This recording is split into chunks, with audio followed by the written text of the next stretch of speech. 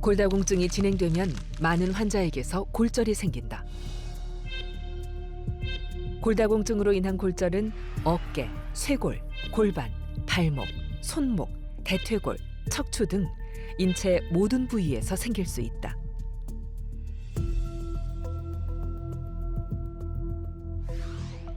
(70대) 이상 노인들에게서 흔히 생기는 척추 골절은 키에도 변화를 줄 수 있다. 골다공증이 진행되면 척추뼈의 양이 감소하고 뼈의 질이 나빠진다. 이렇게 되면 척추가 체중을 지탱하지 못한다. 외상이 없어도 척추 앞부분이 일그러지고 압박골절이 올 수 있다. 그래서 허리가 구부정해지면서 키가 줄어드는 것이다. 이렇듯 골다공증이 생기면 언제 어떻게 골절이 생길지 알 수 없다. 골다공증을 치료하기 위해선 식단 관리가 필요하다. 무엇보다 여러 가지 영양소를 골고루 섭취하는 것이 중요하다. 단, 짜게 먹는 것은 좋지 않다. 가능하다면 저염식을 하는 것이 치료에 유리하다. 과연 그 이유는 무엇일까? 짠 음식을 먹게 되면 우리 몸은 혈중 나트륨 농도를 낮추기 위해 소변으로 나트륨을 배출한다. 이때 칼슘도 나트륨과 함께 배출된다. 나트륨이 빠져나가는 만큼 칼슘도 소변을 통해 몸 밖으로 빠져나가게 되는 것이다.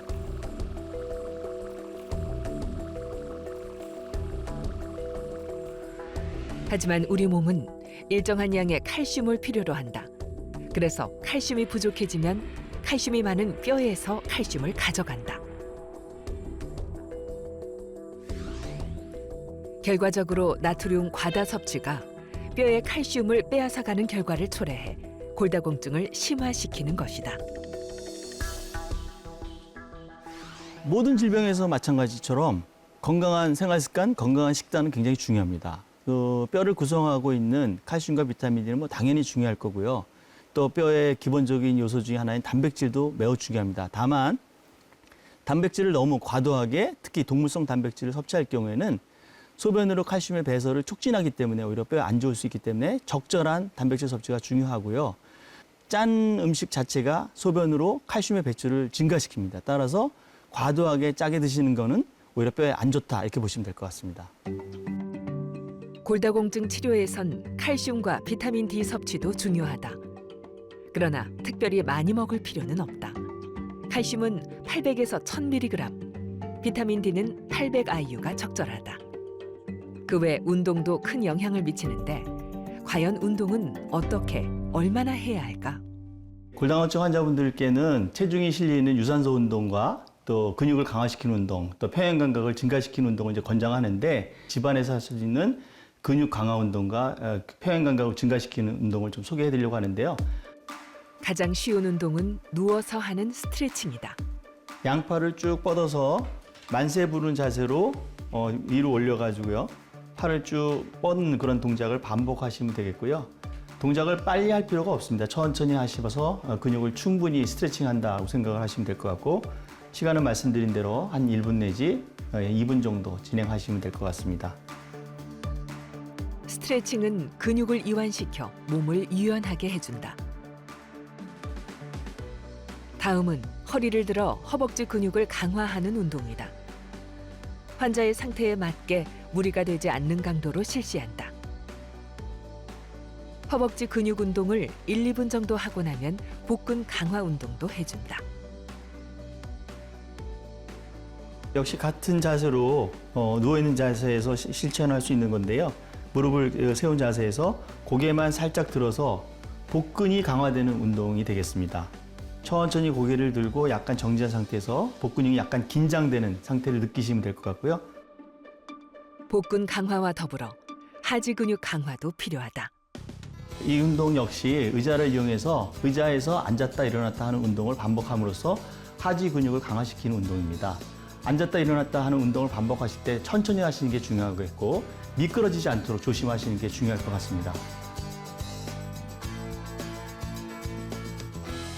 역시 의자를 이용해서 까치발을 드는 운동인데요. 이것은 근력 강화 운동과 함께 평형 감각을 증가시키는 그런 운동이라고 생각하시면 될 것 같습니다. 의자를 잡고 뒤꿈치를 드는 까치발 상태를 유지하는데요. 처음에는 한 3초 내지 5초 정도 하시고 익숙해지시면 한 10초까지 늘리시면 될 것 같습니다. 평행 감각 강화를 위한 또 다른 운동법. 이 운동 역시 의자를 이용해서 평행 감각을 증가시키는 운동인데요. 한 발을 드는 운동인데 조금 전에 운동은 발을 뒤로 뺐다면 앞으로 발을 드는 건데요. 여건이 되면 이제 발을 높이 들수록 운동 효과는 좋습니다. 그러나 처음에 시작할 때는 낮게 들고요. 나중에 익숙해지시면 한 팔을 이렇게 같이 드는 것도 좋은 운동이 되겠습니다. 운동을 할 땐 다치지 않도록 든든한 지지대를 둔 상태에서 해야 한다. 또 한 동작은 5초에서 10초 정도 유지하고 1분 내지 2분 정도의 시간 동안 반복하는 것이 좋다.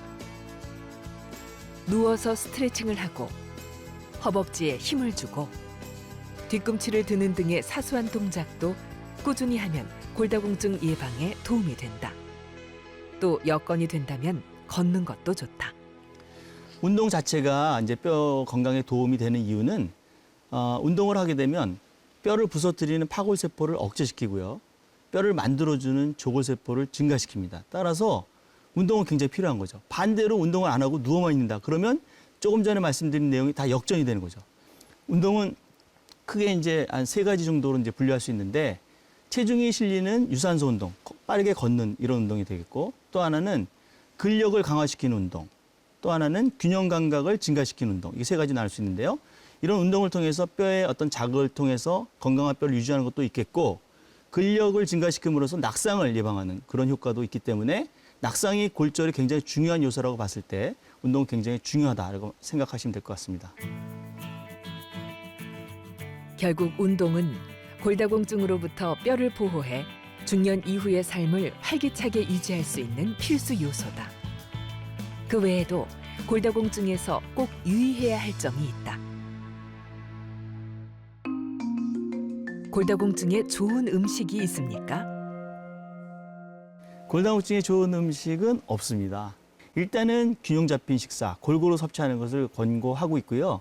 근데 이제 우리나라는 유제품 섭취가 너무 적어서 칼슘 섭취량이 좀 적습니다. 그래서 가능하다면 부작용만 없다면 유장장애만 없다면 우유나 치즈나 요거트나 이런 유제품을 한두 가지씩은 골고루 섭취하도록 이제 권장을 하고 있습니다.